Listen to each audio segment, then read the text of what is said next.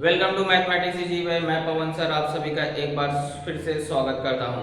कि जैसा आप जानते हैं कि क्लास 9 का मैथ्स 1 का चैप्टर नंबर 4 कंप्लीट हो चुका है। अब आगे हम लोग बढ़ेंगे चैप्टर नंबर 5 पे, और चैप्टर नंबर 5 यानी जिसका नाम है दो चरांक वाले रेखीय समीकरण, उसके बारे में हम लोग क्या करेंगे, अध्ययन करेंगे। और इसमें ज़्यादा कुछ नहीं, दो ही एक्सरसाइज है 5.1 और 5.2, और 5.2 में से कुछ सम्स को भी क्या किया है, इस बार के लिए सिलेबस से बाहर कर दिया गया है। यानी कि हमें दो ही एक्सरसाइज छोटी छोटी पढ़नी है, तो जिससे हमारा चैप्टर नंबर 5 भी क्या हो जाएगा, कंप्लीट हो जाएगा। और जैसा कि आप जानते हैं चैप्टर नंबर 6 और चैप्टर नंबर 7 को पहले से ही आपको सिलेबस से बाहर कर दिया है, यानी कि हमारा अलजेब्रा का चैप्टर नंबर 5 ही जल्दी ही कंप्लीट हो जाएगा, जिससे हम लोग का पोर्शन क्या हो जाएगा, कंप्लीट हो जाएगा। ओके, तो आगे बढ़ने से पहले मैं यही कहूँगा, अगर आप चैनल पर नए जुड़े हैं और अभी तक चैनल को सब्सक्राइब नहीं किए हैं तो सब्सक्राइब कर लीजिए, जिससे मैथ्स के जो भी वीडियो है वो आप तक क्या होती जाएगी, पहुँचती जाएगी। चलिए स्टार्ट करते हैं। चैप्टर का नाम है दो चरांक वाला रेखीय समीकरण, और ये बहुत ही इंपॉर्टेंट टॉपिक है। ये हर जगह पे काम आता है, चाहे वह आप किसी कम्पिटिटिव एग्जाम्स को दे रहे हो या आपको भी 10th 9th पास करने के बाद आप 10th में जाएंगे तो भी आपको ये देखने को मिलेगा। वहाँ पर आपको उस समीकरण को हल करने की कुछ अलग अलग पद्धतियाँ हैं, लेकिन यहाँ पर हम लोग एक कॉमन पद्धति पढ़ेंगे, और ये हमारा अगर बेस मजबूत हो गया तो आगे जाकर के लिए हम लोग क्या करेंगे, और भी आसानी से सरलता से उसे सीख सकते हैं। ओके, तो दो चरांक वाला रेखीय समीकरण स्टार्ट करने से पहले हम लोग बात करेंगे एक चरांक वाला रेखीय समीकरण क्या होता है, जो आपने छोटी क्लासों में पढ़ा था। एक चरांक वाला रेखीय समीकरण,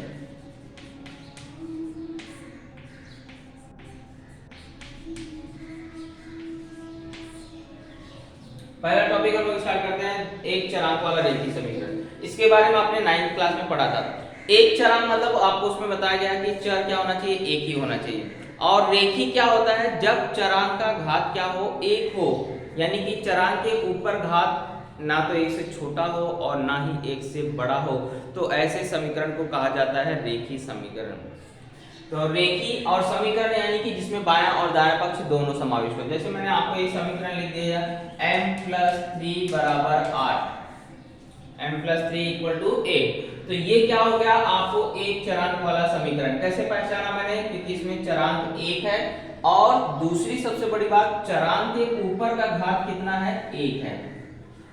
जब भी घात किसी चरांक के ऊपर नहीं लिखा है, इसका मतलब है कि उस चरांक के ऊपर का घात क्या है, एक है।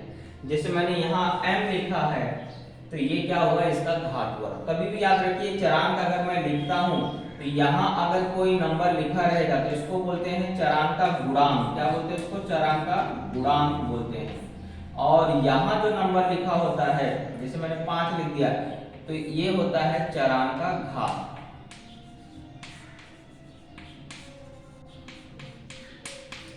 तो गुणांक से कोई मतलब नहीं, गुणांक कुछ भी रहने दीजिए, सिर्फ जीरो ना हो, क्योंकि जीरो रहेगा तो जीरो का गुणा m में हो जाएगा, तो m क्या हो जाएगा, चरांक क्या हो जाएगा, गायब हो जाएगा। तब आपको वह एक चरांक वाला समीकरण नहीं रह जाएगा। जीरो के अलावा यहाँ कोई भी आपको नंबर रहने दीजिए, कोई भी वास्तविक संख्या रहने दीजिए, उससे मतलब नहीं है, सिर्फ जीरो ना रहे।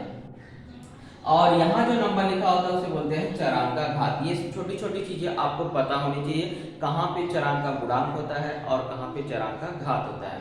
तो मैंने जैसे आपको बताया कि ये चरांक आपको एक रेखीय कब कहलाएगा, जब इस चरांक का घात क्या रहेगा, एक रहेगा, एक से ज्यादा नहीं रहेगा, तो उस चरांक को क्या कहा, उस समीकरण को क्या कहा जाएगा, एक चरांक वाला रेखीय समीकरण। और एक ही चरांक है, इसलिए देखो यहाँ नाम पड़ा है एक चरांक वाला रेखीय समीकरण। ओके, तो हमने इसको छोटी क्लास में हल करने की पद्धति सीखी थी कि अगर m+3 बराबर 8 है तो m का मान क्या होगा। यानी कि प्रश्न वाला ये आपसे पूछ रहा है कि मैं ऐसी कौन सी संख्या है जिसमें 3 जोड़ रहा हूं तो उत्तर 8 आ रहा है। प्रश्न का मतलब यही है।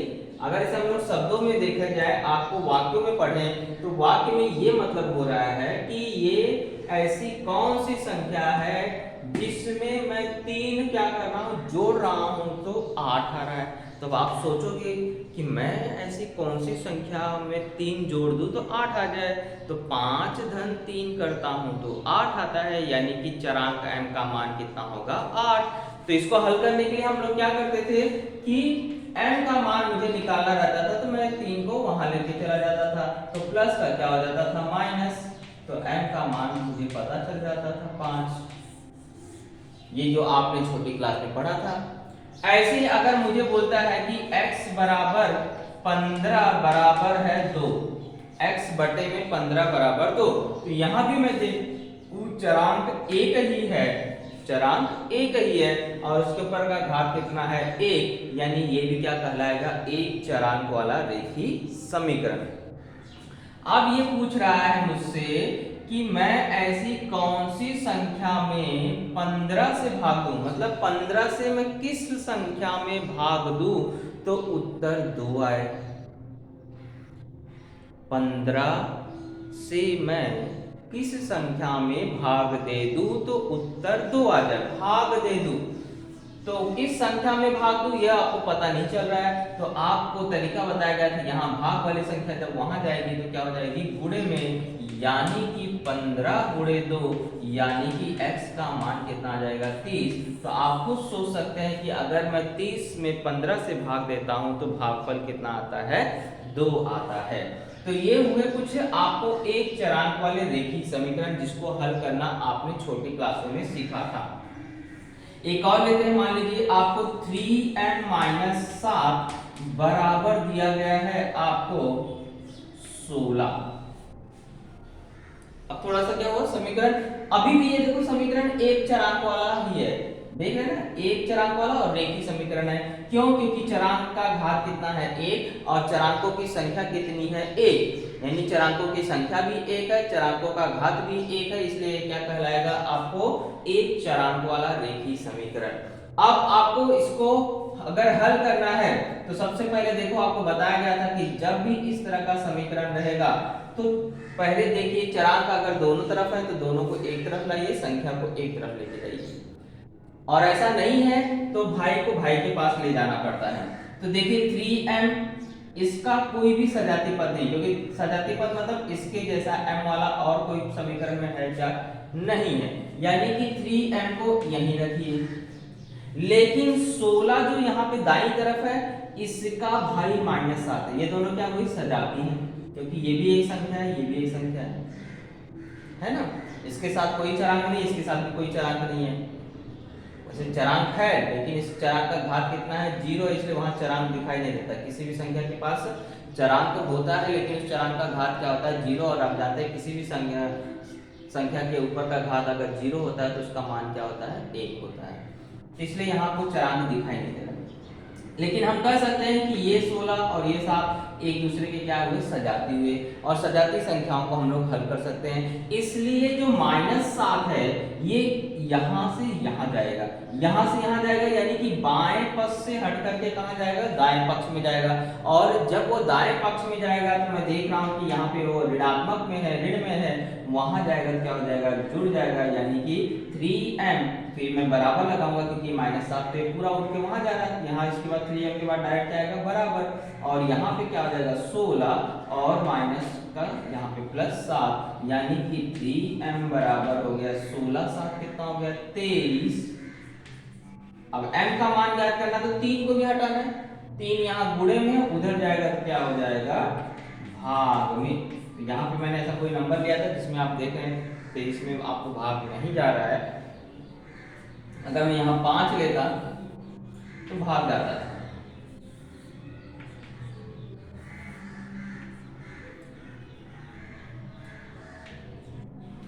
तो यानी कि अगर मैं भाग दे दूं तो m बराबर आ जाएगा 7, यानी कि यहाँ पे जो चरांक m है उसका मान कितना होगा 7। तो इस तरह का समीकरण आपने कहाँ हल किया था 8वीं में पढ़ा था।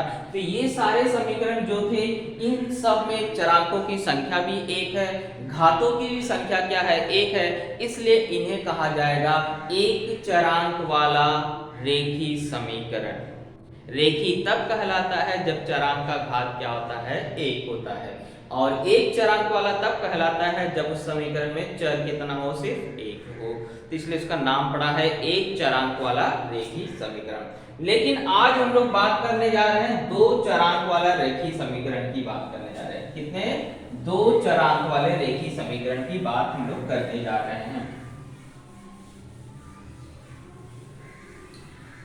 तो नाम आपको स्ट्रेट फॉरवर्ड पता चल गया। दो चरांक बोला है यानी कि दो चर होने चाहिए, लेकिन रेखी ही बोल रहा है यानी कि चर का घात एक ही होना चाहिए। जब भी बात रेखी की आ गई यानी समझ जाइए चर का घात एक से ज्यादा नहीं होना चाहिए। और यहाँ दो चरांक वाले बोला है तो यानी कि समीकरण में दो चर होना ही चाहिए। तो हम लोग कैसे लिख सकते हैं समीकरण दो चरांक वाले रेखी समीकरण को? दो चरांक वाले रेखी समीकरण का मतलब होता है ax plus by plus c बराबर 0। इसे बोलते हैं दो चरांक वाले रेखी समीकरण का सामान्य रूप, यानी कि दो चरांक वाले रेखी समीकरण इस रूप में होता है और वह समीकरण का यह सामान्य रूप होता है। तो कभी भी अगर आपको परीक्षा में पूछा जाता है कि दो चरांक वाला रेखीय समीकरण का सामान्य रूप लिखिए, तो आप इस रूप में लिखेंगे। ओके, यहां पर देखिए ए और बी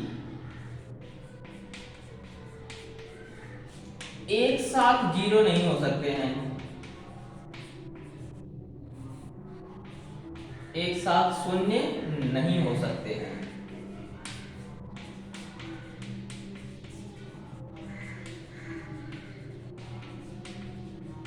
एक शून्य होगा चलेगा, क्योंकि आपको एक शून्य रहेगा यानी कि एक चर वाला बन जाएगा, और एक चर वाले समीकरण को द्विचर में बदल सकते हैं, वो आप लोग हम आगे पढ़ेंगे। तो यहाँ कहने का मतलब वो बोल रहा है कि ये जो गुणांक a है और ये गुणांक जो b है ये कभी भी शून्य नहीं होने चाहिए। एक शून्य रहेगा चलेगा, लेकिन दोनों एक साथ शून्य होंगे तो x भी गायब हो जाएगा, y भी गायब हो जाएगा, दोनों समीकरण गायब हो जाएंगे, यानी कि वह चरांक है ही नहीं समीकरण में। और समीकरण में जब चरांक नहीं रहेगा तो हम उसे दो चरांक या एक चरांक वाला समीकरण बोल ही नहीं सकते हैं। ओके, तो दो चर वाला यानी कि आपको सिंपल सी भाषा में समझ जाना है कि दो चरांक होंगे और उन चरांकों का घात क्या होगा? एक होगा। अब जैसे एग्जांपल के रूप में मैं लेता हूं 3x - 5y = 7। ये भी आपको दो चरांक वाला, अब आप बोलोगे 7 इधर है, यस 7 को मैं जरूरत पड़ने पे यहाँ पे भी रख सकता हूँ और यहाँ भी ला सकता हूँ। सिर्फ अगर यहाँ से यहाँ आएगा तो यहाँ पे प्लस में है, यहाँ पे आएगा तो क्या होगा माइनस, और इस तरफ कोई संख्या नहीं बचेगी यानी कि 0 बचेगा। अगर मुझे इसी को बोला जाए सामान्य रूप में लिखिए तो मैं ऐसा लिख सकता हूँ 3x - 5y धन 7 इधर आया तो -7 बराबर उस तरफ कुछ नहीं बचा मतलब 0। तो कभी भी याद रखिए सामान्य रूप में राइट हैंड साइड में क्या होगा? 0 होगा और बाकी सारे नंबर यहाँ पर रहेंगे। ओके, तो आप इसमें समीकरण में देख सकते हैं एक चरांक दो चरांक है और उन सभी चरांकों का घात कितना है? 1 है, इसलिए इस समीकरण को कहा जाएगा क्या? दो चरांक वाला रेखीय समीकरण। तो कभी भी याद रखिए दो चरांक वाला रेखीय समीकरण में हमेशा अगर बनाना रहेगा तो चरांक कोई भी दो ले लीजिए और उसके बीच में चाहे प्लस लगाओ चाहे माइनस लगाओ चाहे यहाँ गुणांक कुछ भी रखो, लेकिन 0 मत रखो। एक अगर 0 भी ले रहे हो तो एक ही 0 लो, दोनों को 0 नहीं लीजिए। ओके, तो ऐसे अगर आपको समीकरण बनाने के लिए बोला जाए कि दो चरांक वाला रेखीय समीकरण बनाओ, बिना सोचे समझे कुछ भी यहाँ कोई भी नंबर लिख लीजिए, कोई भी चरांक ले लीजिए, प्लस लगाना है तो प्लस लगाइए, माइनस लगाना है माइनस लगाइए, माइनस यहाँ पे कोई नंबर भी लेना चाहे तो कुछ भी ले सकते हैं।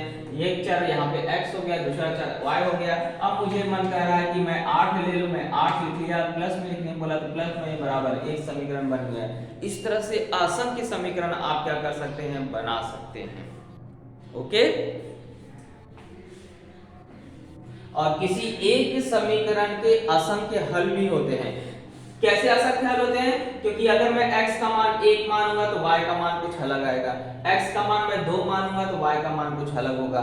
यानी कि एक संख्या यहाँ पे एक समीकरण अगर है तो इसके क्या हो सकते हैं? असंख्य हल हो सकते हैं। वो डिपेंड करता है कि आप पहले चरांक को कितना मानते हैं तो दूसरे चरांक का मान वहां पे निकलता है। ओके, मुझे ऐसा आशा है कि आप दो चरांक वाला समीकरण समझ गए होंगे। दो चरांक वाला समीकरण को हम लोग क्या कर सकते हैं? आसानी से बना सकते हैं। दो चरांक रखना है, उनके ऊपर घात रखना है, गुणांक याद रखिए, दोनों एक साथ 0 मत लीजिए, बाकी कोई भी वास्तविक संख्या रखिए, सब चलेगा। अब मैं बात कर रहा था कि आपको एक चरांक वाले समीकरण को भी दो चरांक वाले में बदल सकते हैं। जैसे मैंने कि आपको पहला समीकरण लिखा था n+3 बराबर 8। ये मैं अच्छी तरह से जानता हूं एक चरांक है, यानी कि मैं इसको कहूंगा एक चरांक वाला रेखीय समीकरण, लेकिन मैं इसको दो चरांक वाला में बदल सकता हूं। कैसे बदल सकता हूं? मुझे अगर दूसरा चरांक इसमें डालना है तो मैं उसका गुणांक क्या ले लूंगा? 0 ले लूंगा। यानी कि मैं इसको ऐसा लिख सकता हूं, m प्लस 0n प्लस 3 बराबर 8। अब ये दोनों भाई भाई हैं तो मैं इसको क्या करूंगा? एक तरफ लेके आ जाऊंगा। तो m plus 0n plus 3 minus 8 बराबर 0। तो m प्लस 0n, ये दोनों प्लस माइनस घट जाएंगे तो माइनस 5 बराबर 0। तो ये देखो मेरा दो चरांक वाले समीकरण में बदल गया है ना। यहाँ पे m है, यहाँ n है, दो चरांक है, उन चरांकों का घात 1 है, तो इसे कहा जाएगा दो चरांक वाला रेखीय समीकरण। यानी कि मैं किसी भी एक रेखीय समीकरण को, एक चरांक वाले रेखीय समीकरण को दो चरांक वाले रेखीय समीकरण में बदल सकता हूं। ओके, तो ये हुआ हमारा दो चरांक वाले समीकरण का बेसिक नॉलेज। अब एक चीज और आपको प्रश्न में देखने को मिलेगा, युगपत। युगपत समीकरण को हल करो, दो चरांक वाले युगपत समीकरण को हल करो। युगपत मतलब जब हम लोग क्या करते हैं, दो समीकरण ले लेते हैं, जैसे 3x + 5y = 15 और यहाँ पे हम लोग ले लेते हैं मान लीजिए 4x - 7y = 8। जब ये दो चरांक वाले एक रेखीय समीकरण को हम एक दूसरे के सापेक्ष एक सामान्य हल प्राप्त करते हैं, यानी कि एक दूसरे को हल करके सामान्य हल प्राप्त करते हैं, तो ऐसे समीकरण को बोला जाता है युगपत समीकरण। यानी कि इन दोनों को एक साथ हल करने के लिए बोल रहा है, इनका एक सामान्य हल निकालने के लिए बोल रहा है, तो ऐसे समीकरण को बोला जाएगा युगपत समीकरण। ओके, तो हमारे इस सिलेबस में युगपत समीकरण को हल करने की एक पद्धति है चरांकों का निरसन करके, यानी कि चरांकों को विलुप्त करके क्या करना, उसका मान ज्ञात करना। एक चरांक को विलुप्त करके दूसरे चरांक का मान निकालना, फिर दूसरे चरांक को विलुप्त करके पहले चरांक का मान ज्ञात करना। तो इसको बोलते हैं चरांकों का निरसन पद्धति। चरांकों का निरसन जो है सब्स्टिट्यूट करके, आपको मतलब एक चरांक का मान दूसरे चरांक की जगह सब्स्टिट्यूट करके, स्थानांतरित करके हम लोग को उसका मान निकालने वाली पद्धति को इस बार क्या किया है, सिलेबस से बाहर कर दिया है। तो हमें एक ही पद्धति पढ़ना है और उस पद्धति को हम लोग क्या करते हैं, स्टार्ट करते हैं। यानी कि एक्सरसाइज 5.1 को हम लोग स्टार्ट करते हैं और आज हम लोग कोशिश करेंगे कि पूरा एक्सरसाइज 5.1 कंप्लीट हो जाए।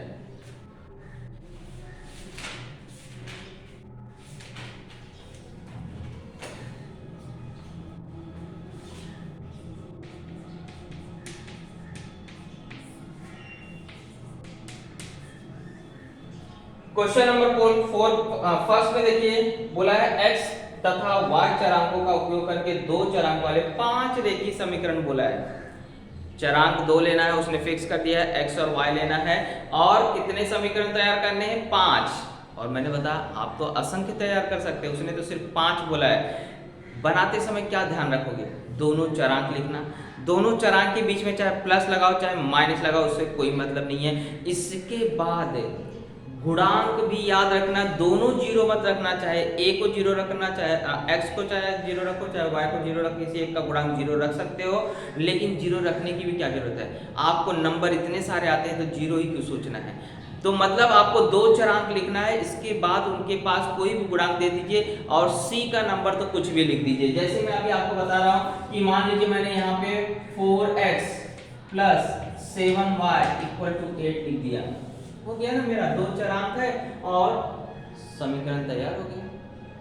चरांकों का घात एक ही रखना है, बस इतना आपको याद रखना है, दो चरांक होना चाहिए, चरांकों का घात 1 होना चाहिए, बाकी गुणांक यहाँ जो नंबर है वो चाहे कुछ भी रखो, उससे कोई मतलब नहीं है। तो एक समीकरण बन गया। दूसरा समीकरण 7x -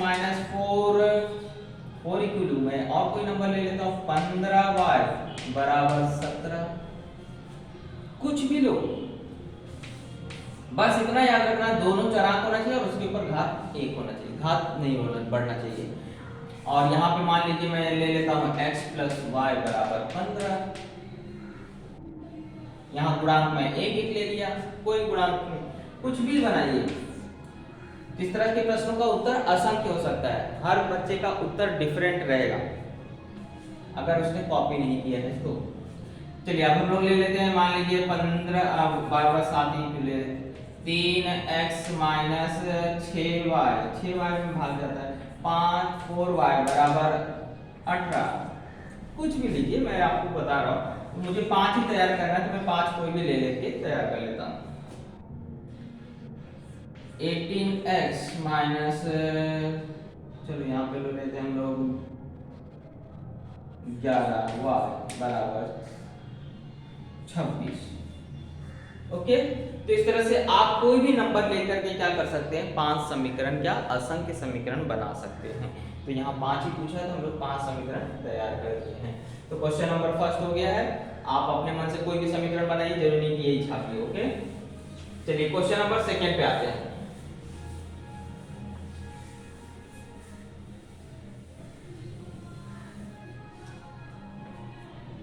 क्वेश्चन नंबर सेकेंड में बोला है कि x प्लस वाई का जो मान है वो अगर 7 है, x प्लस वाई बराबर अगर 7 है, तो इस समीकरण के 5 हल क्या हो सकते हैं। मैंने आपको बताया कि अगर एक समीकरण है तो उस एक समीकरण के क्या होते हैं, असंख्य हल होते हैं। तो उसमें से सिर्फ कितने हल तैयार करने के लिए बोला है आपको, 5।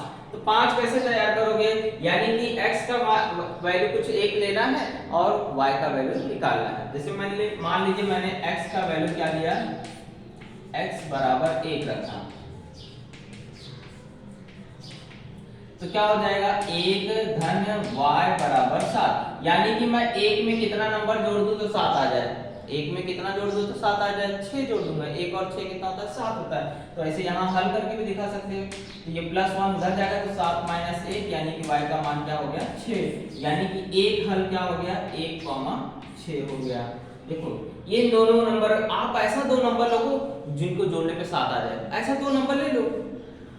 तो मैंने एक आपको हल करके दिखाया, हल करके दिखाने में इसमें क्या पूछा हमें, 5 हल निकालिए।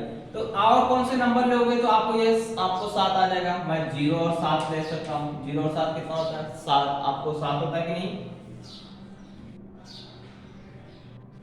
होता है कि नहीं होता है। तो मैं क्या करूंगा, समीकरण का एक हल यहाँ पे हमें मिल गया है, समीकरण का एक हल हो जाएगा 1,6। इसी प्रकार अन्य जो हल हैं हम लोग ले सकते हैं। कौन सा ले सकते हैं, 0 7 जोड़ने पे 7 आ जाए, दोनों नंबर को जोड़ने पे क्या है, क्योंकि यहाँ शर्त बोला है x और y को जोड़ो तो 7 आए। तो 0 और 7 हो सकता है, या 7 0 हो सकता है क्योंकि x 7 हो सकता है, y 0 हो सकता है, या 2 और 5 हो सकता है। 7 हो रहा है कि नहीं दोनों को जोड़ने पे। और क्या हो सकता है, 3 और 4 भी हो सकता है, 5 और 2 भी हो सकता है, 4 और 3 भी हो सकता है, 6 और 1 भी हो सकता है। इस तरह से आपको कई हल हो सकते हैं। ये तो मैंने प्लस में ले रहा हूं, इसके बाद आप माइनस में भी ले सकते हैं। तो आपको क्या करना है, सिर्फ 5 उत्तर सोचने थे, 5 उत्तर आप कोई भी इसमें से क्या कर सकते हैं, लिख सकते हैं। क्योंकि इसमें सिर्फ सिंपल सा बोला है, इन दोनों का योगफल कितना होता है, होना चाहिए 7 होना चाहिए। ओके, चलिए क्वेश्चन नंबर सेकंड भी कंप्लीट हो गया। अब आते हैं मेन टॉपिक पे, क्वेश्चन नंबर थर्ड, जिसमें युगपत समीकरण को हल करना हमें सीखना है।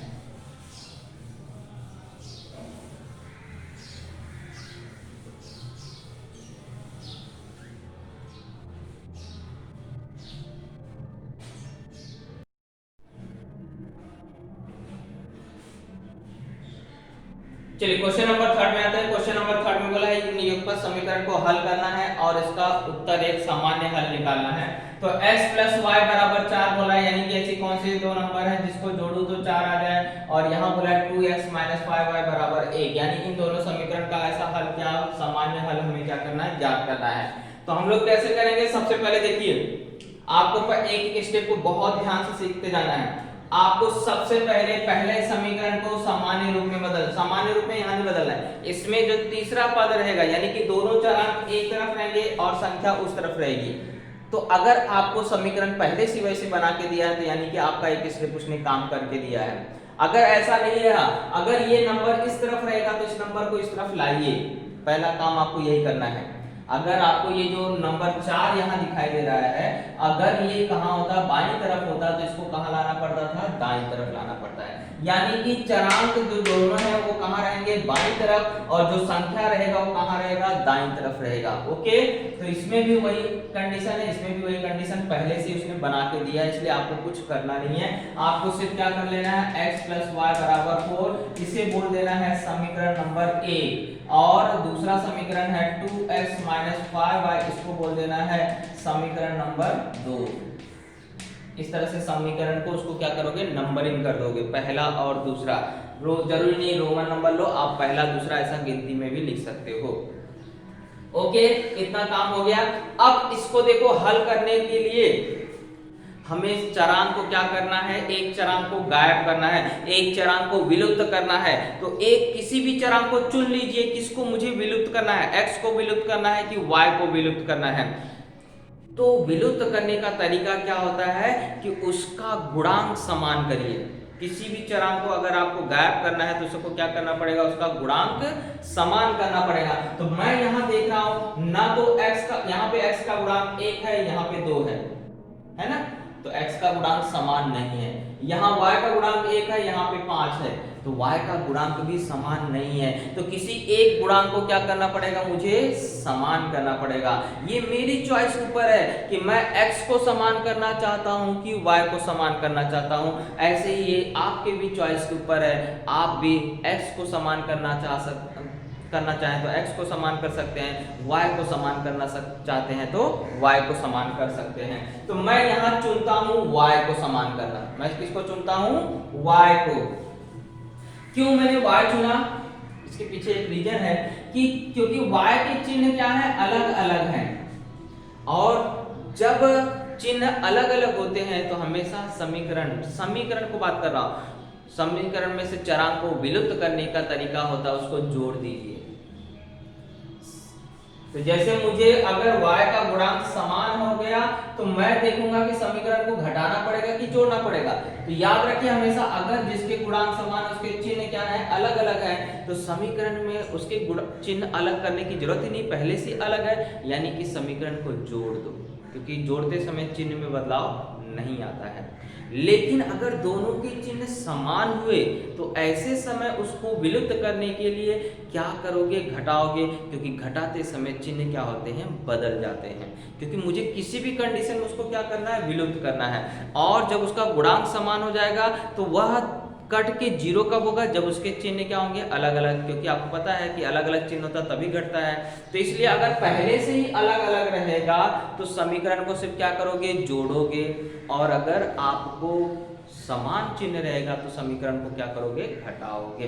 फिलहाल हम लोग पहला स्टेप क्या करने जा रहे हैं, गुणांक समान करने जा रहे हैं, क्योंकि हमारा ना तो x गुणांक समान है ना तो y समान है। तो मुझे समीकरण में क्या करना, मैंने चॉइस कर लिया कि मुझे y का गुणांक समान करना है। तो मैं y का गुणांक यहाँ देखूंगा 1 है, यहाँ पे 5 है, 1 और 5 का लसा भी क्या होता है, 1 और 5 का लसा भी क्या होता है, 5।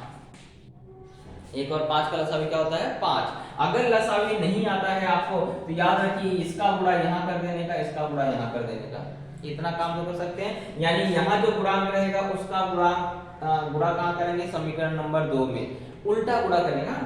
अब जैसे यहाँ 1 है तो इसमें 1 का गुणा करोगे, और यहाँ पे 5 है तो इसमें क्या करोगे, 5 का गुणा करोगे। अदला बदली क्या करोगे, गुणा करोगे, क्या करने के लिए, गुणांक को समान करने के लिए। लेकिन मुझे मालूम है कि यहाँ 1 और 5 का लसावी क्या है, 5, इसलिए मैं इस 5 का गुणा सिर्फ इसमें करूंगा, इस 5 का गुणा सिर्फ इसमें करूंगा, समीकरण नंबर 1 में, पूरे में करना है, सिर्फ ऐसा नहीं कि y में गुणा कर देने का।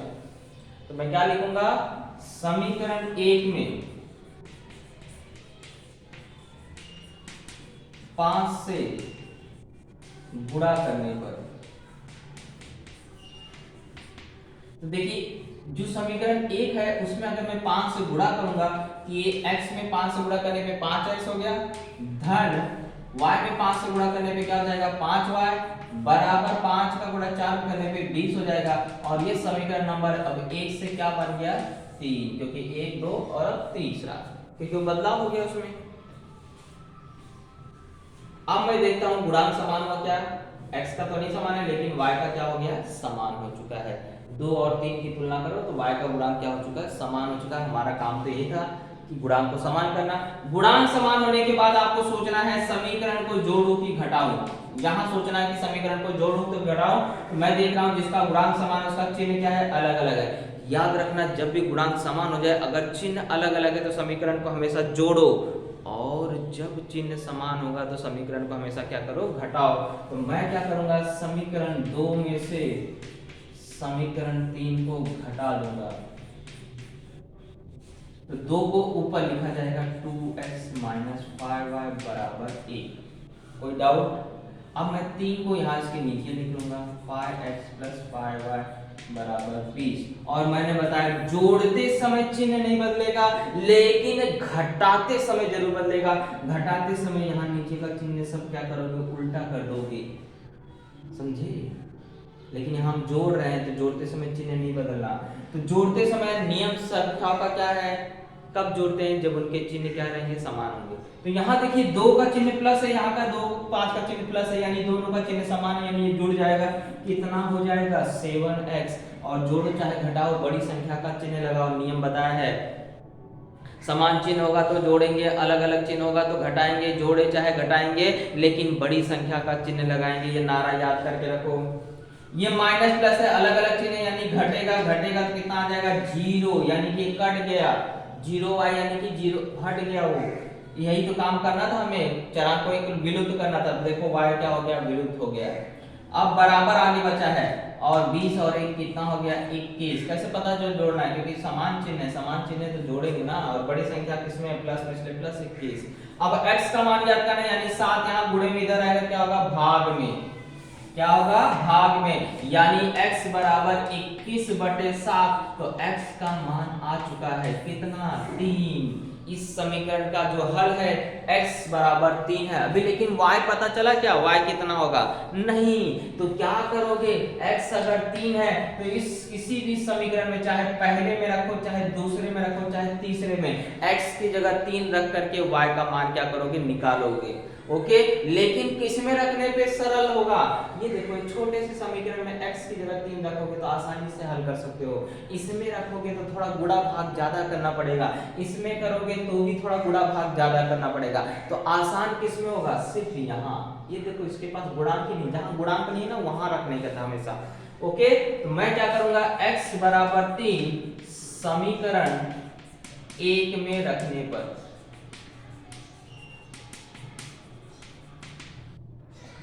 तो x धन y बराबर 4 है, ये मेरा समीकरण है। मैं x की जगह इसमें कहां रखने जा रहा हूं, 3 रखने जा रहा हूं। 3 धन y बराबर 4, सब कुछ वैसे उतारा, सिर्फ x की जगह 3 लिख दिया। अब ये धन 3 वहां जाएगा, वहां जाएगा तो आप जानते हैं धन का क्या हो जाएगा, माइनस, यानी 4 माइनस 3। तो y का मान क्या आ गया, 1। इस तरह से हमारा समीकरण का हल आ चुका है। 1 पहले 3,1 है, यानी x ऐसा नहीं लिखना है तो ऐसा लिख सकते हैं। समीकरण का हल x बराबर 3 और y बराबर 1। इसमें कोई डाउट होना नहीं चाहिए, अगर कोई डाउट है तो कमेंट बॉक्स में जरूर बताइएगा। ओके, तो ये हुआ पहला क्वेश्चन। इसके बाद हम लोग चलते हैं क्वेश्चन नंबर 2 पे। ओके,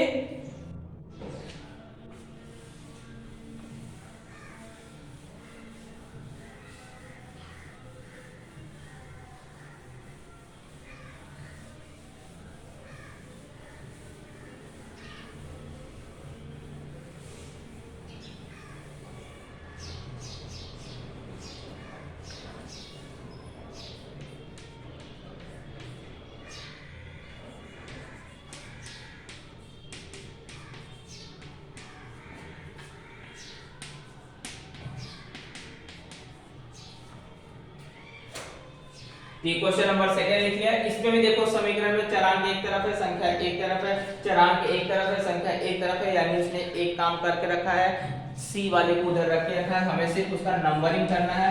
2x प्लस y बराबर 5, मैं इसको क्या बोल दूंगा, समीकरण नंबर 1।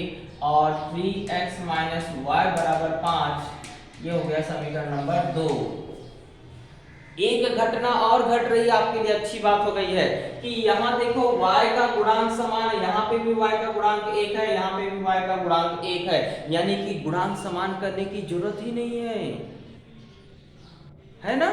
एक काम और आसान हो गया है, इसको तो आप चुटकियों में आप हल कर सकते हैं। जब मैंने देखा गुणांक समान है, गुणांक मुझे समान नहीं करना है, तो अब मुझे सिर्फ इतना सोचना है कि मैं समीकरण को जोड़ दूं कि घटा दूं, जोड़ दूं कि घटा दूं। तो मैं यहाँ पे गुणांक समान है यानी कि मैं क्या करूंगा, समीकरण 1 धन समीकरण 2 लिख दूंगा।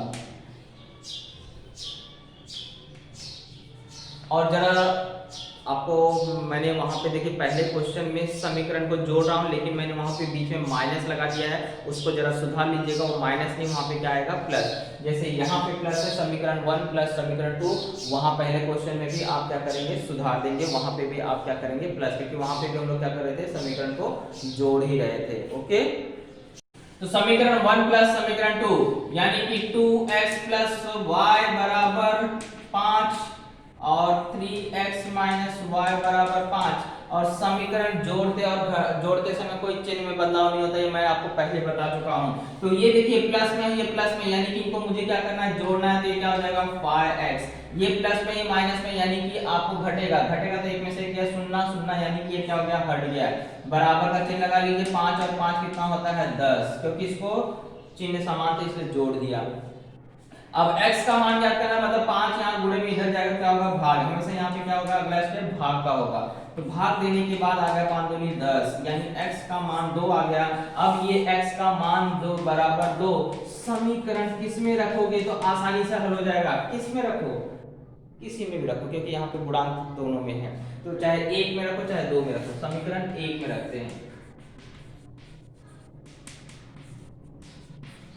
चलिए एक पहले लिख लिया, 2x प्लस वाई बराबर 5। मुझे क्या करना है, x की जगह कितना रखना है, 2 रखना है। तो ये देखो पहले से ये 2 है, और इन दोनों के बीच में अब मैं ऐसा ऐसा नहीं लिख सकता हूं कि मैं बोला x की जगह 2 उतार दिया, ये 2 पहले से था, ऐसा नहीं।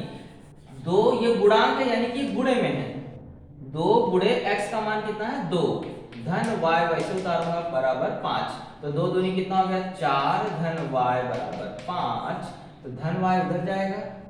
तो आप खुद ही सोचो ना, 4 में पूछ रहा है कौन सी संख्या जोड़ू तो 5 आ जाए, तो आपका उत्तर आ गया 1, 4 में 1 जोड़ोगे तभी तो 5 आएगा। तो y बराबर क्या हो जाएगा 5 माइनस 4, यानी कि y का मान कितना है 1।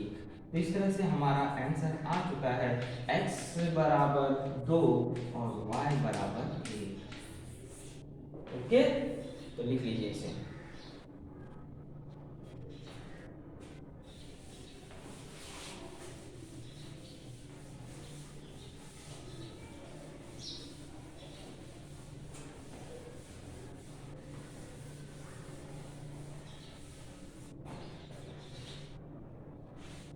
चलिए तीसरे क्वेश्चन पे आते हैं। 3x माइनस 5y बराबर 16 और x माइनस 3y बराबर 8। इसमें भी आपको देखो दोनों संख्याएं उस तरफ दिया है, यानी कि सिर्फ हमें नंबरिंग करना है। 3x माइनस 5y बराबर 16, ये हो गया समीकरण नंबर 1, और x माइनस 3y बराबर हो गया 8, ये हो गया समीकरण नंबर 2। लेकिन आप यहाँ देख रहे हैं कि ना तो x का गुणांक समान है ना तो y का गुणांक समान है, यानी कि हमें क्या करना है, गुणांकों को समान करना है। तो मैं यहाँ पे x का गुणांक समान करने जा रहा हूं, क्योंकि आसान यही, यहाँ पे 3 है, बस मुझे यहाँ क्या लाना है, 3 लाना है ना। तो मैं क्या करूंगा, सिर्फ समीकरण नंबर 2 में कितने का गुणा कर दूंगा, 3 से, क्योंकि मुझे यहाँ 3 लाना है। तो समीकरण 2 में 3 से गुणा करने पर, तो 1 में कोई चेंजेस नहीं हुआ, 3x माइनस 5y, या आप किस में गुणा करने जा रहे हैं, 2 में, तो 2 में लिखिए किससे गुणा कर रहे हैं, 3 से, तो ये हो जाएगा 3x माइनस में 3 त्रिका क्या हो जाएगा 9y, क्योंकि 3 से गुणा कर रहे हैं, और बराबर 8 में 3 का गुणा करोगे कितना आ जाएगा 24। अब ये समीकरण नंबर 2 की बजाय क्या हो गया 3। अब मैं क्या करूंगा, समीकरण 1, क्योंकि 2 में गुणा किया, इसको अब हटा देना है। अब 1 और 3 को क्या करोगे, जोड़ोगे कि घटाओगे, तो देखो यहाँ पे प्लस है, यहाँ पे प्लस है, तो मैंने आपको बताया था जब गुणांक समान हो जाएगा तो चिन्ह पे ध्यान देना। अगर चिन्ह समान हुए तो समीकरण को हमेशा घटाना, और अगर चिन्ह अलग अलग रहेंगे तो समीकरण को हमेशा क्या करना, जोड़ना। समीकरण की बात कर रहा हूं, नहीं तो संख्याओं को जोड़ने लगोगे। तो मैं यहाँ क्या लिखूंगा, समीकरण 1 माइनस समीकरण 2 है ना, यानी कि 3x माइनस 5y बराबर 16, तो यहाँ 3x माइनस 9y बराबर 24। अब मैं घटा रहा हूं तो यानी चिन्ह बदलेगा, ये प्लस का क्या होगा माइनस, ये माइनस का क्या होगा प्लस, ये प्लस का क्या होगा माइनस। ये चीज करना पड़ता है घटाने की क्रिया में। घटाने की क्रिया में नीचे वाले समीकरण के सबके चिन्ह क्या करने पड़ते हैं, बदलने पड़ते हैं। अब देखिए ये प्लस में है, ये माइनस में है, प्लस माइनस क्या होता है, घटता है तो 3 में 3 क्या आ जाएगा 0। ये माइनस है, ये प्लस है, अलग अलग चिन्ह है, घटेगा लेकिन 0 नहीं होगा, क्योंकि यहाँ 9 है और यहाँ 5 है। 9 में से 5 गया कितना बचता है 4, लेकिन 9 का चिन्ह क्या है प्लस है, यानी प्लस 4y आएगा बराबर। यहाँ देखो प्लस है, यहाँ क्या है माइनस, प्लस माइनस यानी अलग अलग चिन्ह यानी कि घटाना। तो 24 में से 16 गया कितना बचता है 8, लेकिन यहाँ 24 बड़ा है वो भी किसमें है माइनस में, यानी -8। अब ये 4 हमेशा मैंने बताया, इसके बाद आपको हमेशा क्या करना है भाग देना है। तो y बराबर क्या हो जाएगा -8/4 भाग 2 कितना आ जाएगा -2। एक चरांक का मान आ चुका है y का। अब ये मान किसी भी समीकरण में रखो तो किस में रखने पे आसानी से होगा, दूसरे में रखो चाहे पहले में रखो, तो हम लोग दूसरे में रखते हैं। y बराबर -2 समीकरण 2 में रखने पर, तो 2 पहले लिख लीजिए, x माइनस 3y बराबर 8 है। मुझे y की जगह क्या रखना है -2, तो x में से उतारोगे, क्योंकि x की जगह नहीं रख रहे हो आप, किसकी जगह रख रहे हो y की जगह, तो x में से उतारा माइनस लगाया, 3 है, आप जानते हैं इनके बीच में क्या होता है गुणा, तो यहाँ गुणा लगा दिया। अब y की जगह क्या लगाओगे -2 बराबर 8। अब आप जानते हैं इनका गुणा करना है तो माइनस का गुणा माइनस होगा तो प्लस हो गया, और 3 दूनी कितना हुआ 6, अब धन 6 उधर जाएगा तो 8 - 6 यानी कि 2 आ गया। तो आपका आंसर आ चुका है x बराबर 2 और y बराबर -2। ओके, चलिए नोट कर लीजिए इसको।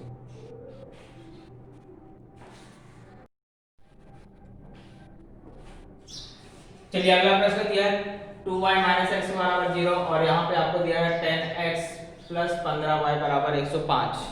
इसको हमें हल करना है। इसमें समीकरण को थोड़ा सा आगे पीछे घुमाया, वो भी पहले वाले को घुमाया, तो हमें कुछ चेंज नहीं करना है। x और y एक ही तरफ है, x और y एक ही तरफ है, लेकिन क्या किया है x को बाद में लिखा है और 2y को पहले लिख दिया है। तो जब वह संख्याएं एक ही तरफ है, आप उसे आगे पीछे कर रहे हैं तो चिन्ह में बदलाव नहीं होता है। चिन्ह में कब बदलाव होता है, जब वह बराबर के उस तरफ उठ करके जाता है, तब बदलाव होता है। यहाँ पे आप देखिए बराबर के इसी तरफ दोनों चीज है, लेकिन सिर्फ क्या है आगे पीछे लिख दिया है, तो इसको हम लोग ऐसा बना के लिख सकते हैं -x, इसका चिन्ह +2y है बराबर 0। ये हुआ मेरा समीकरण नंबर 1। और दूसरे वाला समीकरण देखिए आपको क्या है, 10x धन 15y बराबर 10x धन 15y बराबर है 105। तो मैं क्या करूंगा, इसमें 5 से देखो सब में भाग जा रहा है, 5 से भाग दे दूंगा तो जिससे इसके गुणांक क्या होंगे छोटे हो जाएंगे। तो हम लोग लिखेंगे 5 से भाग देने पर,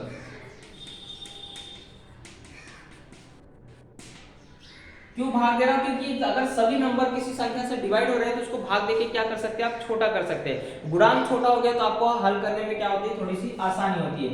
नहीं भी समान करोगे तो भी उत्तर आएगा, लेकिन समान कर दोगे संख्याएं थोड़ी छोटी हो जाएंगी।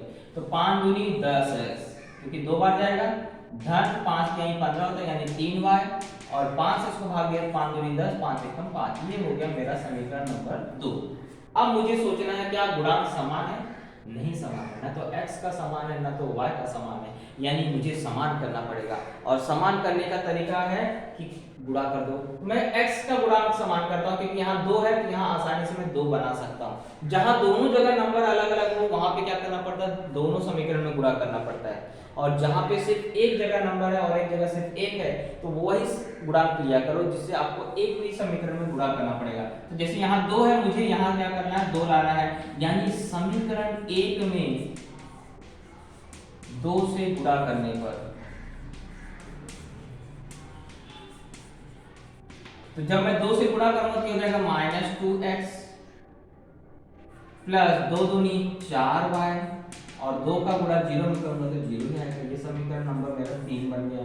अब मुझे 2 और 3 को क्या करना है, या तो जोड़ना पड़ेगा या तो घटाना। तो मैं देख रहा हूं कि इसका चिन्ह प्लस में, इसका चिन्ह माइनस, क्योंकि जिसका गुणांक समान होता है उसके हिसाब से सोचते हैं। तो इसके गुणांक समान हुए, इसकी चिन्ह भी अलग अलग है। जब चिन्ह अलग होते हैं तो समीकरण को हमेशा जोड़ना, हमेशा समीकरण को जोड़ना, हमेशा समीकरण को जोड़ना। तो मैं क्या करना, समीकरण को जोड़ना। तो समीकरण 2 प्लस समीकरण 3,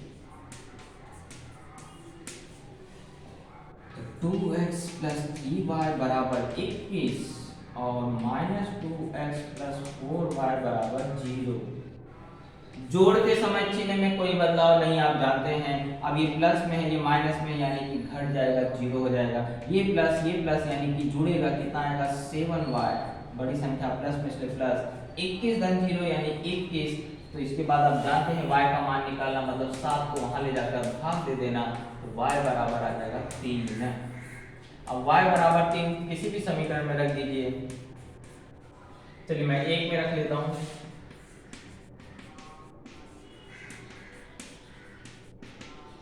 तो माइनस एक्स धन 2 गुणे, मैं डायरेक्ट रख रहा हूं, माइनस एक्स लिखा, धन लगाया 2 गुणे y यानी कि 3 बराबर 0।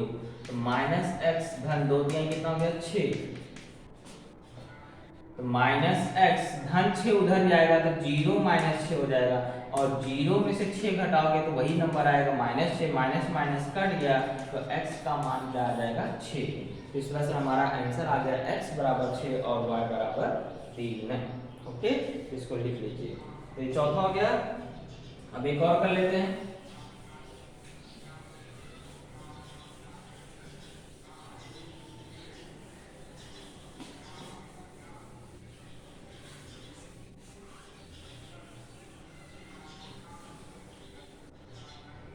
अब थोड़ा स्पीड पकड़ते हैं क्योंकि आपकी काफी प्रैक्टिस हो गई है। तो अब हम लोग थोड़ा सा क्या करेंगे, सवालों को स्पीड से करेंगे, है ना।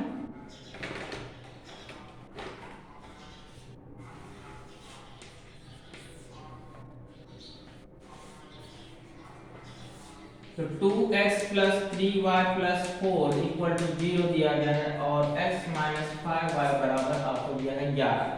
तो मैं यहाँ देख रहा हूँ कि समीकरण में देखो आपको तीनों चीज एक ही तरफ दे दिया है, और हमने क्या बताया है, ये जो तीसरा नंबर धन 4 है ना वो उधर रहता है, तो उसको मेरे को पहले वहां ले जाना पड़ेगा। ये हो जाएगा 2x प्लस 3y, ये दोनों वहीं पहले से ही हैं इसलिए इनका चिन्ह नहीं बदला, लेकिन धन 4 अब बराबर कुछ तरफ जा रहा है तो -4 हो जाएगा और ये समीकरण नंबर 1 बन जाएगा। और दूसरा तो पहले से ही आपको उस रूप में दिया है। अब मुझे देखना है गुणांक क्या समान है, नहीं समान है। यहाँ 2 है, यहाँ 1 है, यहाँ 3 है, यहाँ 5 है। गुणांक समान नहीं है यानी गुणांक समान करना है। तो मुझे आसान कौन सा पड़ रहा है, देखो यहाँ पे 2 है, यहाँ अगर मैं 2 से गुणा कर दूं तो 2 बन जाएगा। समीकरण 1 में नहीं, समीकरण 2 में गुणा करना पड़ेगा। तो समीकरण 2 में, लेकिन कितने से गुणा करना पड़ेगा, 2 है तो यहाँ 2 लाना है यानी 2 से गुणा करना पड़ेगा।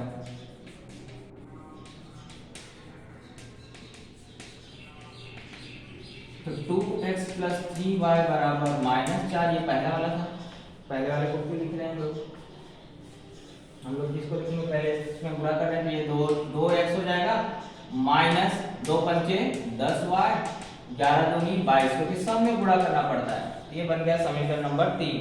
गुणांक समान होने के बाद देखो चिन्ह भी समान है। जब चिन्ह समान होंगे तो आपको बताया गया समीकरण को घटाओ, समीकरण को क्या करो, घटाओ, क्योंकि चिन्ह बदलना पड़ेगा तभी ना कैंसिल होगा।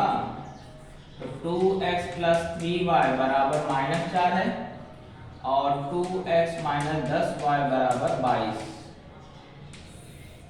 अब चिन्ह क्या करोगे, बदलोगे, प्लस है तो क्या जाएगा माइनस, ये माइनस है तो क्या जाएगा प्लस, ये प्लस है तो क्या जाएगा माइनस।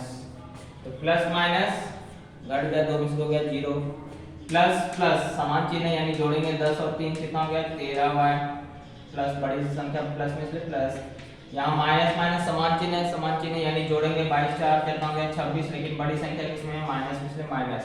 तो y बराबर -26 में आप क्या करोगे 13 से भाग दोगे, क्योंकि यहाँ जो नंबर आएगा भाग जाएगा, तो भाग देने के बाद आपको उत्तर आ जाता है -2। अब ये -2 y बराबर -2 किसी भी समीकरण में रख दीजिए। तो समीकरण हम लोग 2 में रखते हैं। इसमें भी रख सकते हो, ऐसा कुछ नहीं है। तो x माइनस 5y बराबर 11 था, मुझे y की जगह -2 रखना है, यानी x को वैसे उतारना है, -5 उतारूंगा। अब गुणे y की जगह क्या लिखोगे, -2, क्योंकि इनके बीच में मैंने बताया गुणा रहता है और ये माइनस में था इसलिए ब्रैकेट लगाया, बराबर 11। तो माइनस इंटू माइनस प्लस, 5 दूनी 10 बराबर 11। अब धन 10 उधर जाएगा तो यहाँ पे 11 माइनस 10 हो जाएगा, तो x का मान 1 आ जाएगा। इस तरह से आपका आंसर आ चुका है। ओके, चलिए इसको लिख लीजिए। एक लास्ट सवाल बचा, उसको कर लेते हैं।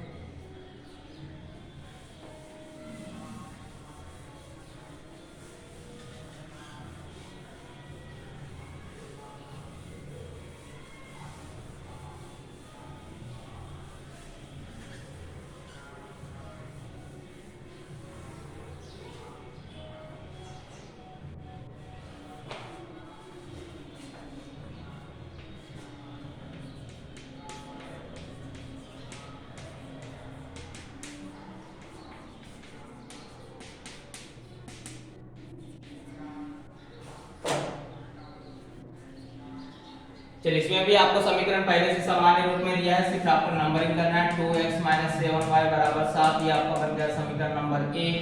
dx धन y बराबर आपको वो है 22, ये समीकरण नंबर 2। अब आप देख रहे हैं कि यहाँ पे गुणांक किसी का भी समान नहीं, लेकिन गुणांक समान करना किसको आसान है, y को, क्योंकि y में यहाँ 7 है, यहाँ मुझे 7 लाना है, तो मैं आसानी से 7 ला दूंगा 7 से गुणा करके। तो मैं y का गुणांक समान करने जा रहा हूँ, तो समीकरण 2 में 7 से गुणा करने पर, और एक चीज अगर आपको मान लीजिए x का मूल हुआ तो आप 3 का गुणा समीकरण नंबर 1 में करेंगे और 2 का गुणा समीकरण नंबर 2 में करेंगे, यानी दोनों समीकरण में तब आपको गुणा करना पड़ेगा, क्योंकि जब आपको दोनों जगह आपको नंबर रहेंगे तो दोनों समीकरण में भी आपको गुणा करना पड़ता है, अगर आप उस गुणांक उस चरांक का गुणांक समान करना चाहते हैं तो। इसलिए मैंने यहाँ पे इसको नहीं चुना, मैंने इसको चुना। यहाँ y 7 है, यहाँ पे मुझे 7 लाना है, यानी समीकरण 2 में मैं क्या करूंगा, 7 से गुणा कर दूंगा। ये हो जाएगा 7 3 21x, क्योंकि 7 से गुणा कर रहा हूँ, धन 7y और 22 7 कितना होता है, 154। ये बन गया समीकरण नंबर 3। अब मुझे क्या करना है, चिन्ह देखना है, यहाँ पे माइनस है, यहाँ प्लस है, यानी कि दोनों का चिन्ह अलग अलग है, तो समीकरण को ऐसी कंडीशन में जोड़ा जाता है।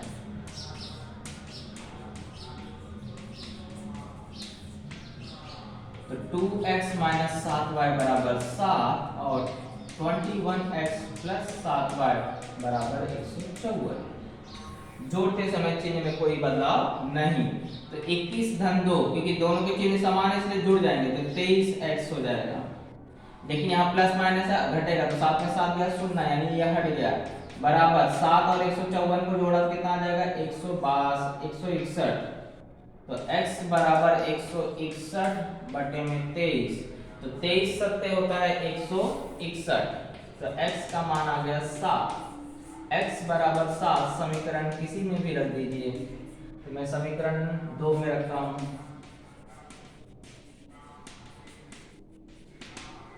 तो 3x + y बराबर है 22, मुझे क्या करना है, x की जगह 7 रखना है, तो 3 गुणे x की जगह 7 धन y बराबर 22, तो 3 सत्ते हो गया 21 धन y बराबर 22, यानी पूछ रहा है कि 21 में कितना जोड़ो तो 22 आ जाए, तो एक जोड़ने पे यानी कि y बराबर हो जाएगा 22 - 21, तो y का मान 1 आ गया। इस तरह से आपका आंसर आ गया, यानी 5